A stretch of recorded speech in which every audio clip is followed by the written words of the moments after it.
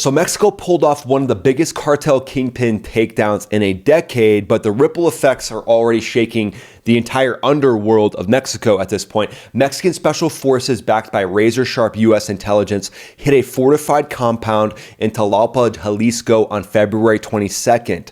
El Mencho, the ruthless boss of the Jalisco No Generacion cartel, was wounded in a blazing firefight, medevaced out, and died en route to Mexico City. 4 bodyguards dead on scene, rocket launchers capable of downing aircraft seized, and the whole thing triggered immediate chaos. Roadblocks, burning trucks, shootouts in over 20 states, including Puerto Vallarta, and including them burning a Costco. What happened to those Costco memberships?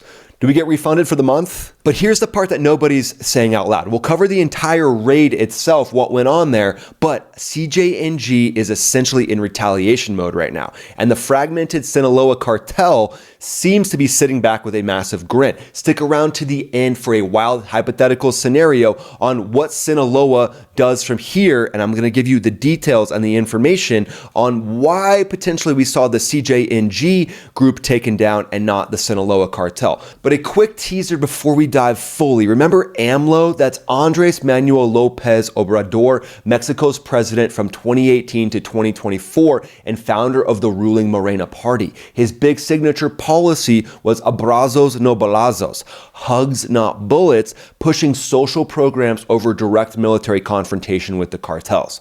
Sheinbaum, current president, has echoed that line hard, and in past speeches, she flat out said returning to the war on drugs is not an option. It is not an option. That's a direct quote. First, because it is outside the framework of the law, is what she said, and she called the old school war approach permission to kill without any trial, but she didn't mention about capture missions or anything like that. She warned it would lead straight to authoritarianism and even fascism. So she's basically saying letting the cartels control the country is way better than being seen as an authoritarian.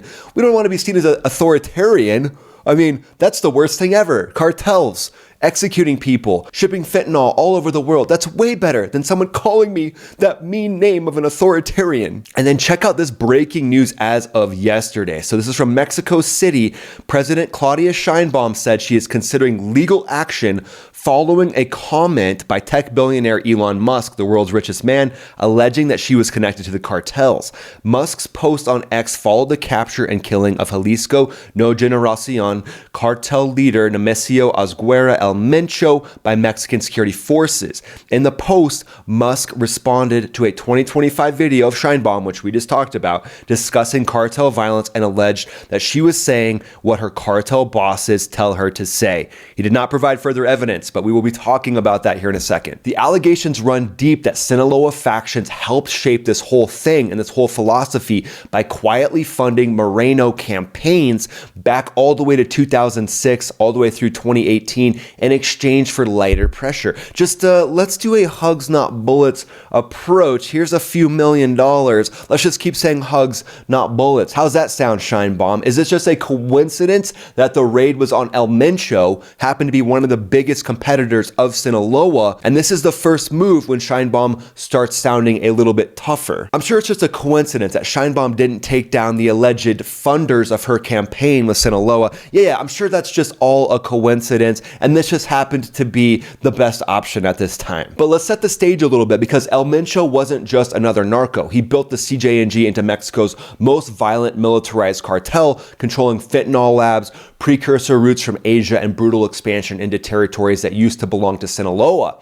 The raid was pure Mexican execution. They did an incredible job from everything I could tell. Elite Army Special Forces, National Guard Rapid Reaction Units, and heavy Air Force support. U.S. intelligence provided the detailed target packaging, precise locations, compound layout, bodyguard count. That's something that the U.S. intel apparatus does incredibly well. I mean, you'd be amazed at the amount of assets that the NSA has, National Security Agency, all these different agencies. Their ability to track and get information on places like this is just unheard of. And El Mencho died in that airlift, and then immediate backlash came throughout pretty much all of Mexico, with CJNG gunmen torching vehicles, blocking highways, attacking security forces across Jalisco and beyond. But the real story here is who benefits and where do we go from here?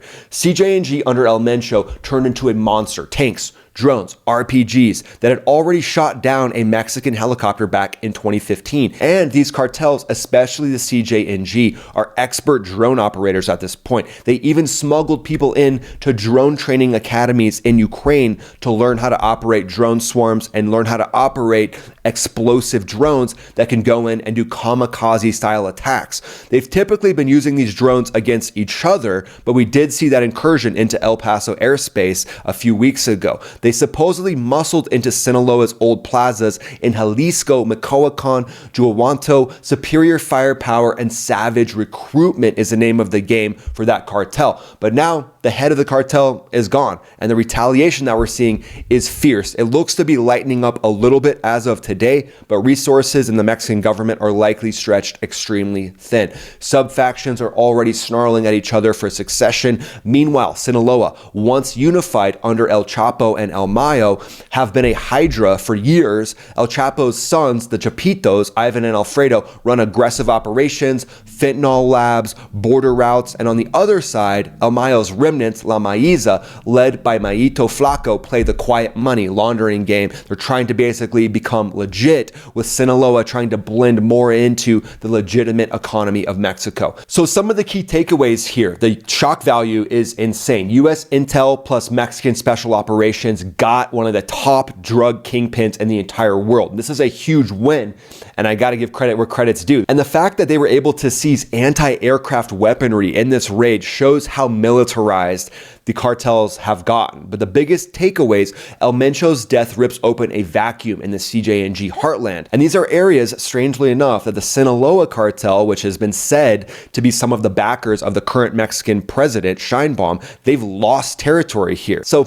I wonder if they'll gain a little more territory now that one of the biggest roadblocks has been taken out. So let's talk about the US's role here a little more specifically. No boots on the ground, but a brand new military-led task force fed Mexico the exact target package. Decades of DEA, CIA, and now specialized cartel hunting units have given the Mexican military and the Mexican special forces basically everything they need, potentially even providing drone overwatch, intelligence, signals intelligence, so picking up different signals and communications from the cartels and passing them to the exact forces that need them to execute this raid. This one was executed relatively perfectly. Mexican military birds overhead. Sheinbaum's government is shifting from AMLO's old hugs not bullets approach to real confrontation, and I don't want to take away from the success of this, but hopefully this real confrontation goes to even other cartels that maybe have been said to have been tied to Sheinbaum. So if she really wants to prove Elon Musk wrong, maybe this is a moment for her to actually take down some of the cartels that allegedly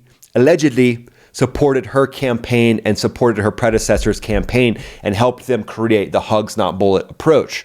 But now the Trump administration is putting on maximum pressure on the Mexican government. Travel warnings are up. Looks like National Guard from Mexico are flooding into Jalisco, trying to stabilize the region. But here, the real winner could be some cartel that now fills this power vacuum. So the Mexican army, their special forces are called the Cuerpo de Fuerzas Especiales. They worked with the National Guard's elite units, supported by the Mexican Air Force aviation units, likely using helicopters like Blackhawks. These guys train like Delta Force in the United States, very similar to that. Night operations, fast roping, close quarters battle, US intel fused with Mexican human intelligence and signals intelligence give this the golden ticket and that golden gladiator thumbs down to go ahead and take this cartel member out. This is perfect for a helicopter assault force. Nobody saw them coming likely until the rotors were directly overhead. So the speed and the shock and awe of this operation seems right on point with what the US would deliver to, let's say, a little someone in Venezuela. Fast roping teams hitting the compound from multiple angles, likely while snipers overwatched the entire thing and pinned down the bodyguards. The cartel opened up with heavy weapons. Mexican special forces returned fire, killing 4 of the cartel members on scene. El Mencho was wounded in the chaos, immediately medevaced under fire. Classic cordon and search and use SSE, sensitive site exploitation, to seize any of the hard drives and see any of the plans that this cartel might have. And while they were doing that, it's reported that they seized multiple RPGs, anti-aircraft rocket propelled grenades. I mean, just wild capability. When you see some of the videos of the cartels, it looks like it's government special forces, but it's literally the cartels that are outfitted, and they look sometimes even more prepared than the Mexican government themselves. I mean, it's just wild. But they supposedly took in armored trucks, machine guns, exactly the kind of arsenal that made El Mencho so dangerous. So hats off to those Mexican special operators that made this happen, and they partnered with the US flawlessly. So this was really great teamwork in action. Likely the aviation star of the show was the Mexican Air Force UH-60 Blackhawk.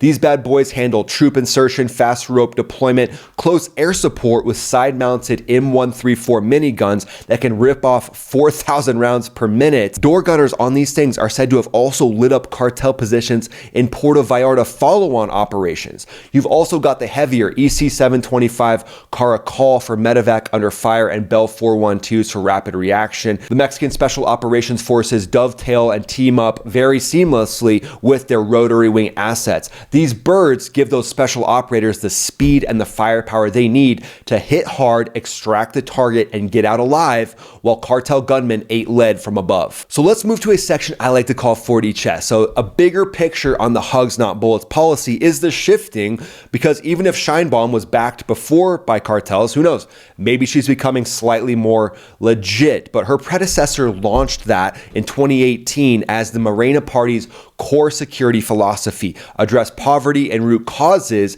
instead of all-out war on cartels. Scheinbaum doubled down early on in her campaign, saying returning to Calderon-style military offensives was outside of the framework of the law and basically permission to kill without any trial. Allegations from U.S. probes and informants claim that Sinaloa factions funneled millions into Morena campaigns from 2006 all the way to 2018, precisely to embed a softer approach on the Sinaloa cartels themselves. So the CJNG just got the head chopped off the snake, basically destroying their command structure, while the Sinaloa cartel hasn't had that same pressure on them. So who knows? If Scheinbaum wants to prove everybody wrong, maybe we'll see pressure ramped up with lead, not hugs, being the new slogan for Scheinbaum to enact on the Sinaloa cartel. That might be the only option Scheinbaum has to prove everybody wrong, who's basically saying that she's propped up by the cartels. So let's move to a hypothetical situation on where things could go from here. So the CJNG retaliation hit its peak just a few days ago in Jalisco, and Sinaloa's factions could smell blood. That means that they could move across state lines and hit weakened CJNG labs and plazas in Puerto Vallarta and Guadalajara. And what this would potentially do if Mexican special forces can't handle it, or let's say if the Mexican government won't go up against Sinaloa for whatever the reason. Yeah, I'm sure it has nothing to do with Scheinbaum's Christmas parties. Sinaloa is like, "Dear Scheinbaum, please join us at our Christmas party and bring your hugs, not bullets." But if a hardline isn't taken against those Sinaloa cartels, who knows? We could see the US pressuring more and more strikes against all the different cartels, not just the ones chosen by Scheinbaum. So will we see that happen here in the next few weeks or next few months? We could, and at that point, all bets are off when it comes to US military strikes potentially happening, even inside Mexico itself, since these cartels have been designated as narco-terrorists. It changes the game and it changes the law, but it does seem like Mexico is stepping up to the plate, with Scheinbaum wanting to be seen more and more as a legitimate president. But it's very interesting to me the way that she reacted to Elon Musk. She's like, "I'm gonna sue you. Oh, how dare you say that?" It seems like if someone's not guilty, they'll typically be like, "Oh, whatever, like, no, not the case, moving on." Instead, she's like, "Oh, I'm going to sue you because I want to prove to everyone that I'm not propped up by the cartels. We're going to take legal action." Seems like it'd be way more smart for her to just be like, "No, he's wrong," and then just move on. I mean, she's already the president, so what is she hiding? What does she have to hide, and what is she distracting from by creating a massive lawsuit? So very interesting. What do you guys think? What do you guys think we see play out, potential US strikes happening in Mexico, or do you think we'll just see more US intelligence, potentially US Reapers and other drone assets maybe teaming up with Mexico to take down even more and more cartel bosses? Do you think Scheinbaum is propped up by some cartel handlers? Let me know in the comments below. Would love to hear what you think. Go ahead and follow me on X, follow me on Instagram. I'm posting there pretty much every day. If you want to see me do a live every week, click the link in the description, join the Max Ready Room, and then watch this next video that pops up right here. We'll see you on this next video. This is Ryan, also known as Max Afterburner, signing off.